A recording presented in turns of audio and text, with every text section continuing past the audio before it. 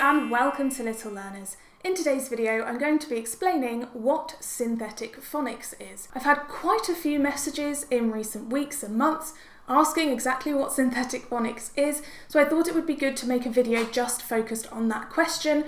I have made quite a few videos on phonics on this channel, so I will link my phonics playlist below if you want to find out more. If at any point you find this video interesting or helpful, please do give it a thumbs up as it really helps out the channel. So, in essence, synthetic phonics is a way of teaching and learning how to read. In synthetic phonics, children learn the sound or phoneme for each letter or grapheme or group of letters. So words are broken down to the smallest speech sounds. Children then use this knowledge of letter sounds to be able to read whole words. When a child sees a word, they will first segment or break it up and then blend those sounds together to read the whole word. Blending is also known as synthesizing, which is where we get synthetic phonics from. So, for example, with the word cat, we would first break this up into the smallest speech sounds, the phonemes, k, a, t, and then blend or synthesize these sounds to read the whole word. Cat.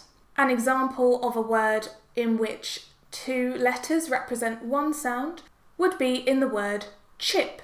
So, to segment or break up this word, we would break it up into its phonemes, ch, I, p, and then blend those sounds together to read the whole word.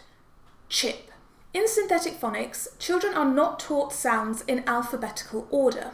This is because the most commonly used sounds are taught first. This enables children to be able to decode and read more words more quickly.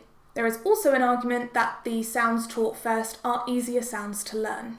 The order in which sounds are taught varies from school to school and scheme to scheme of phonics, but usually it will start with s, a, t, p, I, and n. You may notice that you can make a lot more words with these sounds than you can with the sounds a, b, k, d, e, and f. Synthetic phonics is taught in phases, ranging from phase 1 all the way to phase 6. This is kind of the order in which children are taught different sounds, but also different types of skills involved in phonics. If you want to know more about these phases and the order that they work in, then you can take a look at my video that I recently published all about the phases of phonics from phase 1 to 6.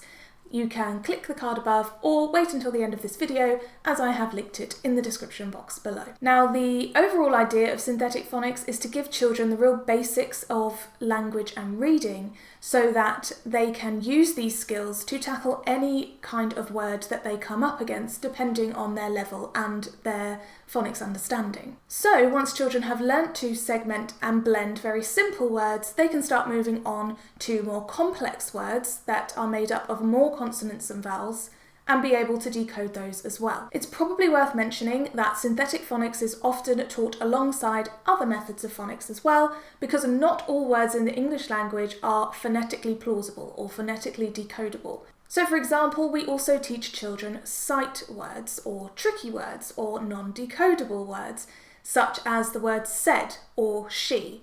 These two words cannot be sounded out phonetically and children have to learn them by sight. So synthetic phonics can be complemented by other ways of learning language too.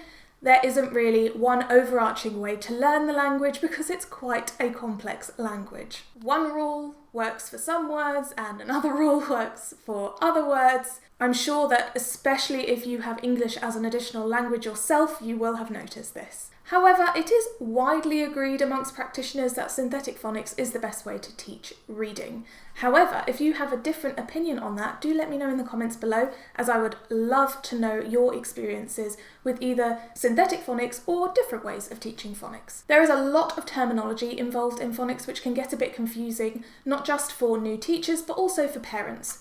I have made a video all about different terminology, so I will link that in a card and also in the description box below. I also have a whole playlist about phonics, so if there are any other questions that you have about phonics, do take a look at the playlist. I will link that in the description box below as well. I do hope you found this video helpful. If you did, please give it a thumbs up as it really helps out the channel. And of course, don't forget to hit that subscribe button so that you can see more videos like this in the future. As always, do let me know in the comments what kind of videos you want to see next. Thank you so much for watching, and I will see you next time.